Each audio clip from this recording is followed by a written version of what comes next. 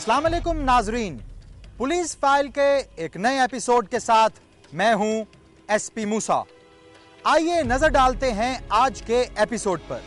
आज की police file में शामिल है फूल नगर का फूल, सुसर की भूल, कब्र की धूल, कसूर की आसमा का केस।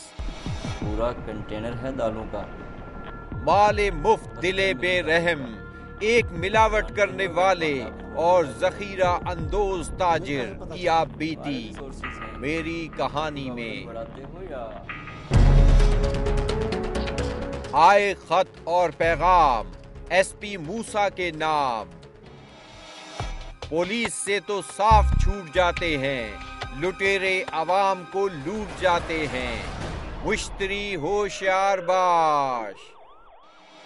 यह केस है फूलनगर जिला कसूर का, जिसमें ऐसे रिश्तों पर ज़र्ब लगी है जिन्हें इंसान मुकद्दस और काबिल एहतराम समझता है। जब घर के मुहाफिज ही डाकू बन जाएं तो क्या होता है। आइए नजर डालते हैं केस नंबर 407/11 पर।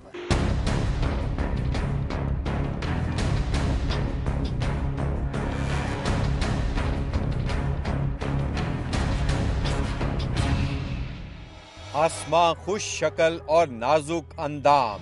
फूलनगर के गांव जलेकी में रहती थी ये फूल सी लड़की। जब आसमां हो गई 18 साल की तो वालदैन को हुई इसका घर बसाने की फिक्र। उनकी नजर पड़ी शादी के लिए करीबी अजीज सैयद मोहम्मद के बेटे वकास पर, जिनके गांव का नाम था जंबर। वकास एक मोटर मैकेनिक था, मगर खाता पीता था उसका घराना। उसी से जोड़ा गया इस रिश्ते का ताना बाना। 18 अप्रैल 2010 आसमा की शादी कर दी गई वकास के साथ धूमधाम से। जो बेटी वालों के बस था वो सब कुछ बेटी को दिया और उसे अपने घर से दुआएं दे के विदा किया। ये सारी तस्वीरें आसमा और वकास की शादी की तस्वीरें हैं। 6 महीने बाद अच्छी बनी रही और शौहर और बीवी में गाढ़ी छनी रही, मगर वो दिन आ ही गया जो लाया आसमा के लिए एक बुरी खबर। जब सुसर सैयद मोहम्मद की आसमा पर पड़ी हवस की नजर, उसने खुश शक्ल आसमा से दस्तदराजी करने की कोशिश की और उसे एक गलत काम के लिए राजी करने की कोशिश की। आसमा ने सुसर को बुरा भला कहा तो सुसर ने उस पर तशद्दुद किया। उसके सर में लकड़ी की ज़र्ब लगाई, उसका सर फट गया और जमीन पर पहलू के बल गिरने से बाजू फ्रैक्चर हो गया। उनका बाजू फ्रैक्चर हो गया, उनका सिर भी उन्हें फाड़ा, जिन्हें 6-7 टांके लगे ने। आसमा मां बनने वाली थी, मगर उसके ससुर के मुबैना तशद्दुद के नतीजे में उसका बच्चा जाया हो गया। आसमा के ससुर ने इस बात को राज रखने के लिए आसमा को अपने बेटे के पास कोट नांगा सिंह भेज दिया, मगर आसमा के घर वालों को इस बात की इत्तला मिल गई।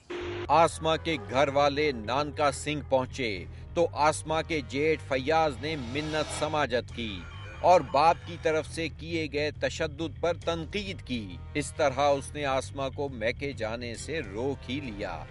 घर वापस चले आए आसमा के गरीब वालदैन, मगर उनको पता था कि अब लुट चुका है उनकी बेटी का सुख चैन।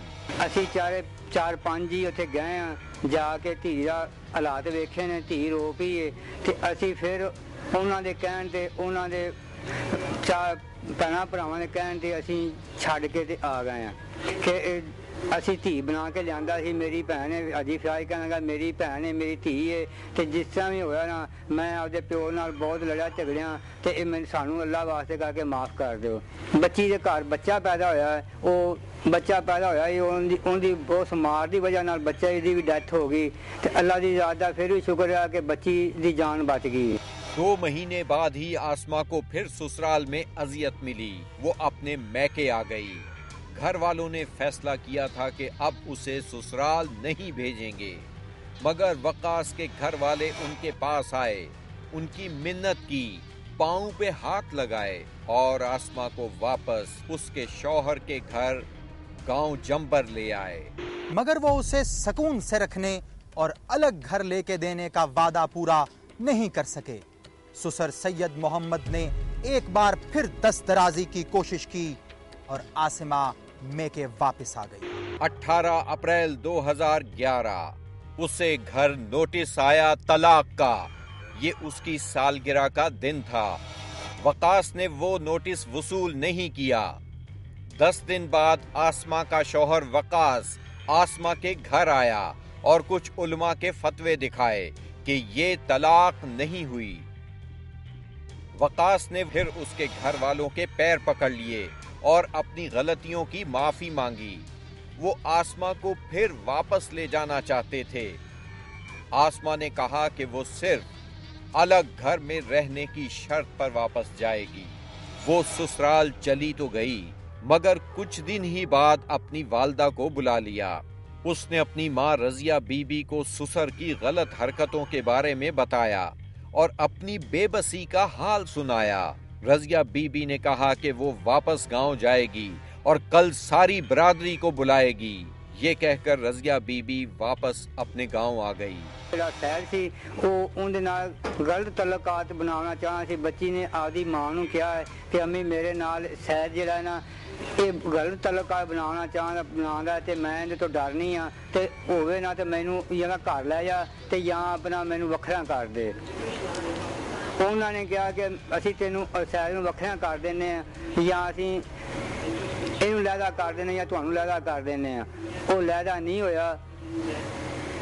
उस तो बाद समझाया काफी, फिर भी वो बात नहीं आया। 20 जुलाई 2011 यानी अगले ही दिन आसमा के शौहर ने उसके घर इत्तला की कि गांव जंबर आए और अपनी बच्ची की लाश ले जाएं। आसमा के लवाहिकीन जब घर पहुंचे तो कोई औरत घर पर मौजूद नहीं थी। आसमा की लाश एक कमरे में चारपाई पर पड़ी हुई थी और जमीन पर उसकी टूटी हुई चूड़ियां बिखरी हुई थी। घर पर आसमा का ससुर और 3 बेटे मौजूद थे। वो चारे बाहर खड़े सन। असीं जाके देखिया, उन्होंने पूछा, वो कहंदे ने उत्ते पई है। असीं उच्चे के ऊपर जाके देखिया ना ते उन्होंने ला के ना साइड ते मंजी ते पाया पिया सी ते सिर्फ रस्सी ऊपर टंगी गई सी। असीं रस्सी लाई आ हत्थां नाल ते जाके देखिया ते कुड़ी फोट होई पई सी। उहदे मूंह 'ਚ ਚੱਕ ਵਗਣ ਡਈ ਸੀ। 4.5 ਫੁੱਟ ਬੱਚੀ ਦਾ ਕੱਦ ਤੇ ਕੁੰਡਾ 9 ਫੁੱਟ ਦੇ ਉੱਤੇ ਲੱਗਾ। 10 ਫੁੱਟ ਤੇ 9-10 ਫੁੱਟ ਉੱਚਾ ਲੱਗਾ। ਉਸ ਕੁੰਡੇ ਦੇ ਨਾਲ ਰੱਸਾ ਪਾ ਕੇ ਉਸ ਬੱਚੀ ਨੂੰ ਫਾਇਆ ਦੇ ਕੇ ਤੇ ਮੰਜੇ ਤੇ ਲਟਾਇਆ ਪਿਆ। ਅਸੀਂ ਪੁਲਿਸ ਨੂੰ ਨਾਲ ਜਾ ਕੇ ਗਏ। ਪੁਲਿਸ ਵਾਲਿਆਂ ਨੇ ਉੱਥੇ ਮੌਕੇ ਤੇ ਆਪ ਵੇਖਿਆ, ਜਾ ਕੇ ਉਹਨਾਂ ਸਾਰਾ ਹਿਸਾਬ ਕਿਤਾਬ ਲਾ ਕੇ ਵੇਖਿਆ ਵੀ ਉੱਥੇ ਜਿਹੜਾ ਬੱਚੀ ਦਾ ਹੱਥ ਨਹੀਂ ਅੱਪੜ ਸਕਦਾ। ਉਹਨਾਂ ਨੇ ਕੁੰਡਾ ਤੋੜਨ ਦਾ ਇੱਕ ਡਰਾਮਾ ਕੀਤਾ, ਜੋ ਕਿ ਕੁੰਡਾ ਅੰਦਰੋਂ ਹੱਥ ਪਾ ਕੇ ਆਪੇ ਹੀ ਟੁੱਟ ਜਾਂਦਾ ਤੇ ਆਪੇ ਹੀ ਵੱਜ। ये है छत का वो हिस्सा जहां आसमा की लाश लटक रही थी। थाना फूल नगर की गई खबर और पुलिस पहुंची जाए वकुआ पर। घर वालों ने आसमा की लाश एक ट्राली में रखकर थाने के सामने एहतजाज शुरू कर दिया। वहां आसमा के लवाहिकीन और ससुरालियों के दरमियान हाथापाई भी हुई। पुलिस वालों ने यह कहा कि वहाँ पे चूड़ियाँ बिखरी हुई थी। लड़की के साथ जबरदस्ती उसे कत्ल करने किए जाने की कोशिश की, लेकिन जो चूड़ियों के टुकड़े थे वो उसकी जो फैमिली पीछे रिलेटिव्स और फैमिली है ये उन्होंने आगे यहाँ पे जब भी किसी भी जगह की डेथ होती है तो वहाँ पे चीखों पुकार का समाज होता है। अमूमन औरतों की चूड़ियाँ टूट जाती, उनकी अपनी चूड़ियाँ टूटी हैं। उन्होंने सारा इल्ज़ाम मेरे वालिद और मेरे भाई पे और बड़े भाई पे लगा। आसमा का शौहर वाक़े से लाताल्लुक और अनजान नजर आया, जैसे कुछ हुआ ही न था। ये रोती हुई औरत आसमा की वालदा रजिया बीबी है। उसके घर सफ़े मातम बिछी है। फूल नगर की फूल सी आसमा अपने ससुर की हवस से जान बचाती रही, मगर उसकी जान आखिर चली ही गई। ये उसी मजलूम आसमा की कब्र है। बड़ा एक बत्ता जो एडी एडी दाढ़ी उन्हें रखी, 4-5 हज भी कीते जे, पर वो काफिर एडा जे ब्याज पैसे खाता है। दुनिया न्यूज ने कोशिश की सैयद मोहम्मद से बात करने की। उसने मुंह नीचे झुका कर रखा। जब पूछा गया कि क्या उसने बहू का बाजू तोड़ा और सर फाड़ा था, तो उसने कहा। फिर सैयद मोहम्मद ने अपने आप को कैमरे से बचाने के लिए पर्दे के पीछे छुपा लिया। ये है FIR नंबर 407/11। पुलिस के मुताबिक मुमकिन नहीं था कि इतनी ऊंचाई पर कोई खुद लटक कर खुदकुशी कर ले। उन्होंने तफ्तीश की आसमा के शौहर वकास से। मैंने इंटरोगेट किया वकास को, तो वकास के जो ख्यालात हैं वो अपने वालिद के खिलाफ ही हैं। अभी बस वैसे गुंगू की हालत में है। 27 जुलाई 2011 पुलिस के मुताबिक वकास ने एतराफ कर लिया कि ये काम उसके बाप का है। उसी ने कत्ल किया मेरी बीवी आसमा को। पुलिस ने उसी रात आसमा के ससुर सैयद मोहम्मद को कर लिया गिरफ्तार और भेज दिया सलाखों के पार। आसमा के घर वाले इंसाफ चाहते हैं। क्या उन्हें इंसाफ मिल सकेगा?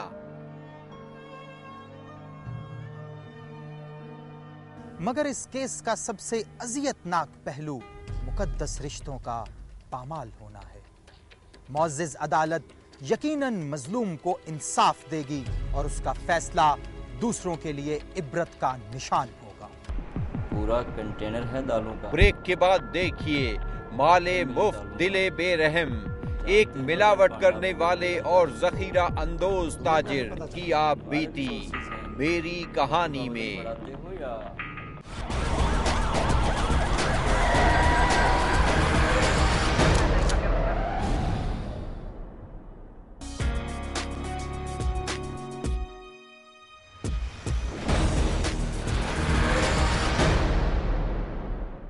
जखीरा अंदोजी हमारे माशरे की एक ऐसी लानत है जो गरीब की जेब से पैसा निकालकर अमीर की जेब में डाल देती है और फिर यही हराम की कमाई माशरे में करप्शन और बिगाड़ का बायस बनती है।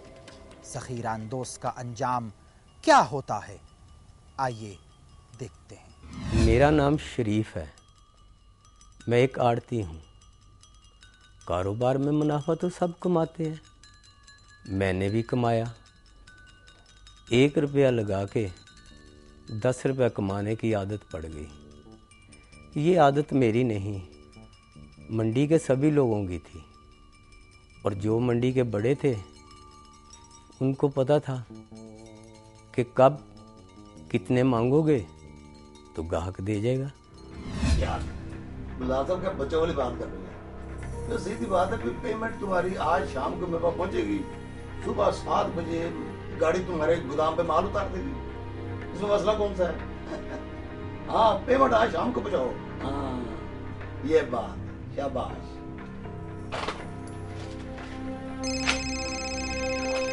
हेलो, कैसे हो शेख साहब? अरे सेठ साहब थानेदार, हुक्म। 1-2 दिन के लिए सप्लाई रोक दें चीनी और आटे की। थोक में या परचून में? दोनों में। और नया रेट आने तक सप्लाई बंद रखें। ठीक है सेठ साहब, जैसा आपका हुक्म। मार्केट में वही होगा जो आपका ऑर्डर होगा। मेहरबानी।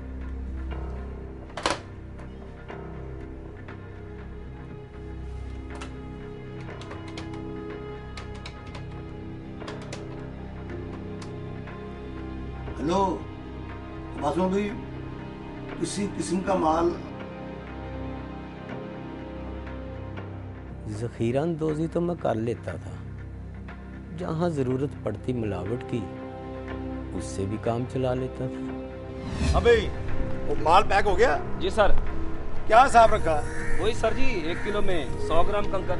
शाबाश, अब कल से ये माल निकालना शुरू करो। बेहतर सर। सर वो पहले वाले माल की कुछ शिकायत आई है। जिस माल की शिकायत आई है ना, उसका रेट थोड़ा सा कम कर दो। जहाँ इतना कमाया है, कुछ दिन नहीं कमाएंगे तो क्या है? ठीक है बेहतर सर। सर वो अजीज साहब का फोन आया था, आप जरा उन्हें फोन कर लें। ठीक है, मैं कर लूँगा। खुदा हाफ़िज़।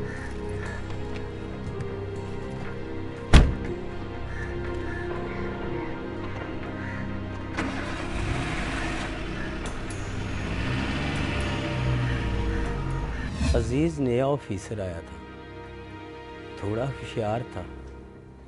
माल चेक करने आता, रकम ले जाता था।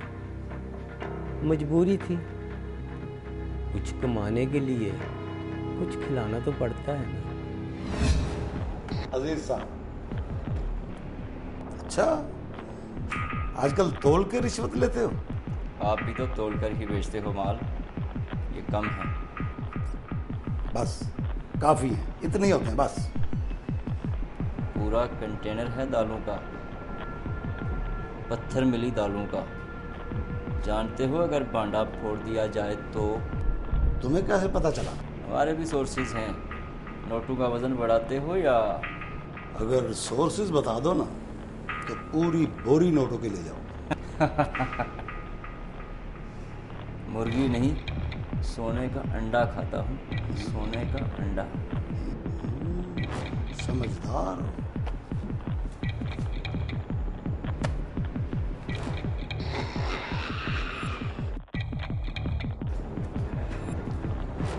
आखिर अजीज का मुखबर कौन हो सकता है, ये बात मुझे परेशान कर रही थी।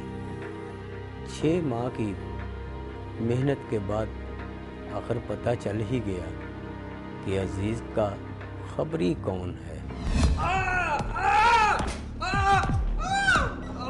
मुझे मत मारो।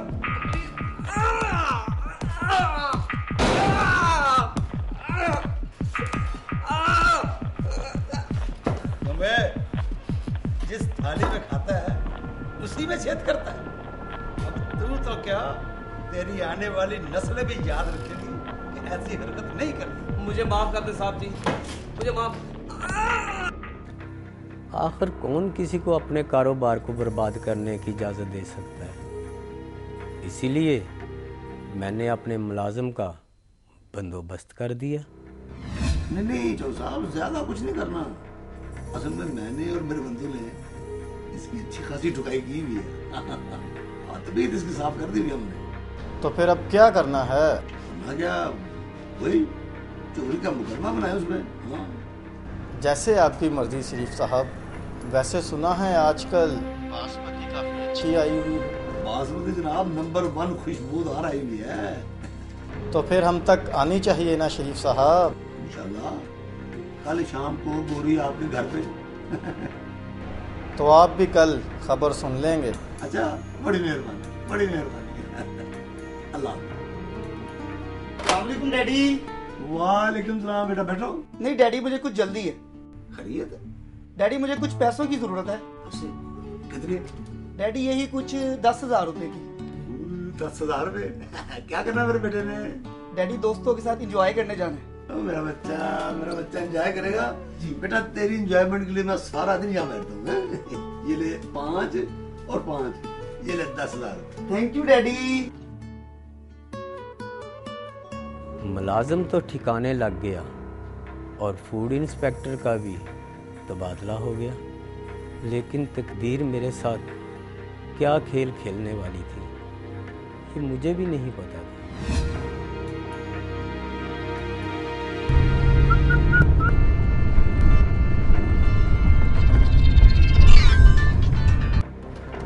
अंकल वो फरहान ने जमीला को कत्ल कर दिया है।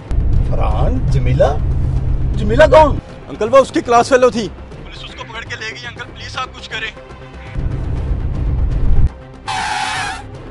बेटे को जो पैसा और मोहब्बत दी उसका नतीजा ये निकला कि बेटे को एक अदालत ने सजाए मौत दे दी, दूसरी अदालत में अपील की। अपील के बाद उसकी सजाए मौत उम्र कैद में बदल गई। जैसा पैसा था वैसे ही निकल गया। आज मैं लोगों के लिए इबरत की मिसाल बन गया हूँ। मैं लोगों से ये कहना चाहता हूँ कि अपने बच्चों को हराम की कमाई से दूर रखें, दूर रखें। मुनाफाखोरी, मिलावट और ज़ख़ीरा अंदोज़ी जुर्म तो हैं ही, मगर साथ ही संगीन गुनाह भी हैं। आइए एसपी मूसा के साथ मिलकर मुनाफाखोरी, ज़ख़ीरा अंदोज़ी और मिलावट के खिलाफ आवाज़ उठाएं। अगर आपके आसपास भी कोई ऐसा ही वाक़या हो रहा है या आप खुद किरदार हैं किसी ऐसी ही कहानी के, तो खामोश मत रहिए, बोलिए, अपनी कहानी सुनाएं, एसपी मूसा को बताएं। हमें एसएमएस करें, पीएफ लिखकर स्पेस दें, अपना पैगाम लिखें और 3031 पर हमें भेज दें। या हमें ईमेल करें। हमारा एड्रेस है policeFile@dunianews.tv या हमें खत लिखिए।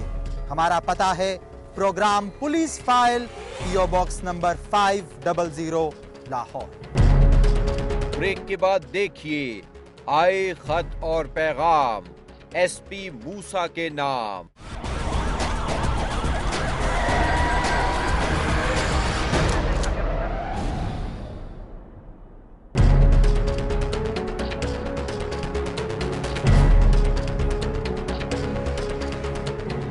पुलिस फाइल में आपके लिखे गए खतूत को शामिल करने का सिलसिला जारी है।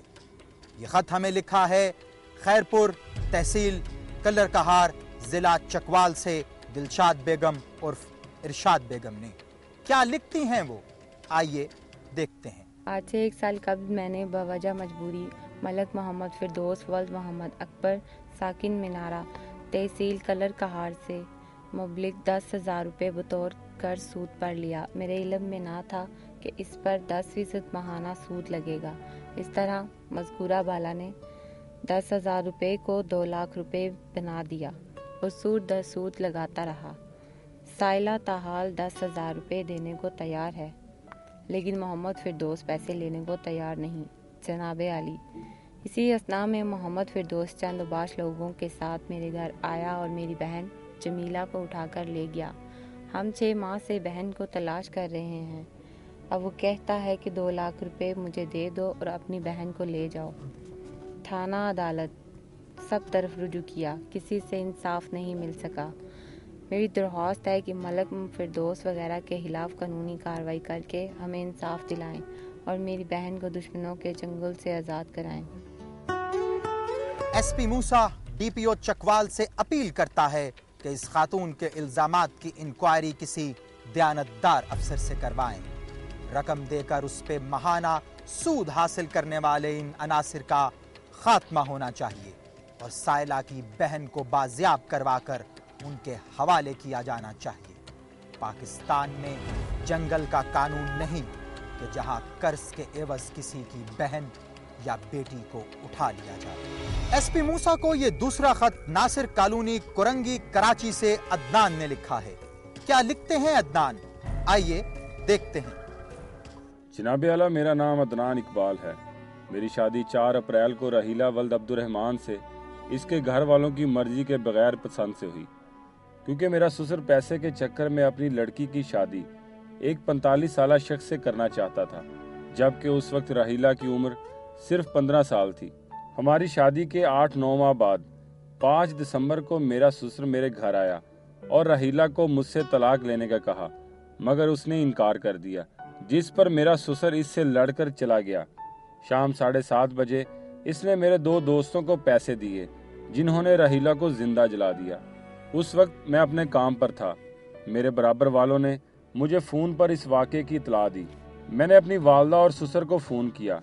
इस तरह वो दोनों रहीला को लेकर हस्पताल पहुंच गए। मेरे वहां पहुंचने पर डॉक्टर ने बताया कि रहीला 98% जल चुकी है। कुछ देर बाद वज़ीर आला सिंध की मुशीर शर्मिला फारूकी ने मुझे पुलिस के हवाले करा दिया। अगले दिन मुझे फिर सिविल अस्पताल लाया गया तो रहीला ने अपने नज़ाई बयान में कहा कि इसे फैज़ान और तौसीफ नामी 2 लड़कों ने इसके वालिद के कहने पर जलाया है। इस तरह पुलिस ने इन दोनों को हिरासत में लेकर मुझे छोड़ दिया। अब तौसीफ जमानत पर रहा हो चुका है, जबकि फैज़ान के घर वाले भी रहीला के वालिद से जोड़ तोड़ कर रहे हैं। दूसरी तरफ पुलिस सब कुछ जानते हुए भी इस वाक़े को खुदकुशी का रंग दे रही है, जबकि मुझे भी जान से मारने की धमकियां मिल रही हैं। मेरी आपसे गुजारिश है कि मेरी बीवी के कातलों को जल्द से जल्द सजा मिलनी चाहिए।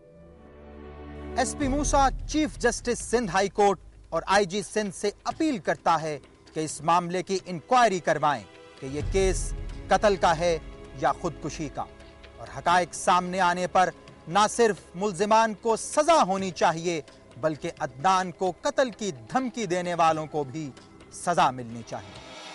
ब्रेक के बाद देखिए, पुलिस से तो साफ छूट जाते हैं, लुटेरे आवाम को लूट जाते हैं। मुश्तरी होशियार बाश।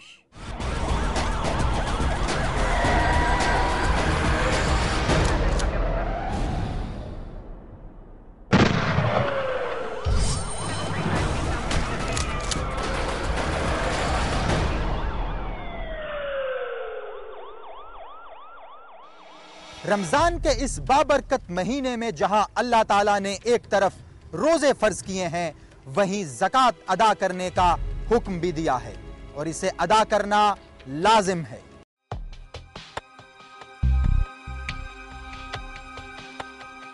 यकम रमजान को तमाम शेड्यूल्ड बैंक अपने सेविंग अकाउंट होल्डर से ज़कात की मद में अरबों रुपए कटौती करते हैं, जिन्हें हुकूमत अपने इदारों के जरिए मुस्तहकीन में तकसीम करती है। दूसरी तरफ जो लोग इस तरह बैंकों के जरिए ज़कात अदा नहीं करना चाहते, वो अपने हाथों से मुस्तहकीन में ज़कात तकसीम करके अल्लाह ताला के हुक्म को बजा लाते हैं, ताकि वो रब की खुशनुदी हासिल करने के साथ साथ अपनी आखिरत के लिए बख्शिश का सामान पैदा कर सकें। इसी मौके पर कुछ ऐसे लोग जो ज़कात के मुस्तहिक नहीं होते, इन ज़कात अदा करने वालों से दौलत समेटने निकल पड़ते हैं, दिखावा करते हैं हालात की तंगी का, मगर होते हैं ठीक ठाक। इस तरह जरूरतमंद और मुस्तहिक अफराद ज़कात से हो जाते हैं महरूम। कोशिश करें कि ऐसे फ्रॉडिये आपकी ज़कात से अपना पेट ना भर सकें, क्योंकि जहां अल्लाह ताला ने ज़कात अदा करने का हुक्म दिया है, वहीं ज़कात मुस्तहिक और जरूरतमंद को देने का हुक्म भी दिया है, चाहे वो आपके रिश्तेदार हों, महल्लेदार या फिर कोई और। ऐसे फ्रॉडियों से मुश्तरी होशियार बाश।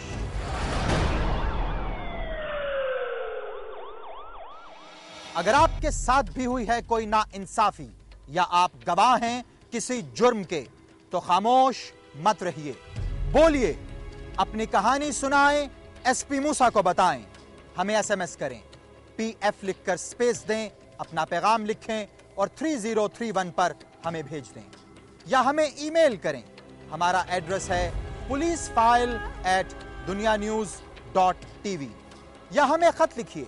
हमारा पता है program police file, PO box number 500 Lahore. अपना और अपने इर्द गिर्द वालों का ख्याल रखिएगा। आपसे मुलाकात होगी पुलिस फाइल के अगले एपिसोड में। तब तक के लिए एसपी मूसा और उसकी इन्वेस्टिगेशन टीम को इजाजत दीजिए। खुदा हाफिज।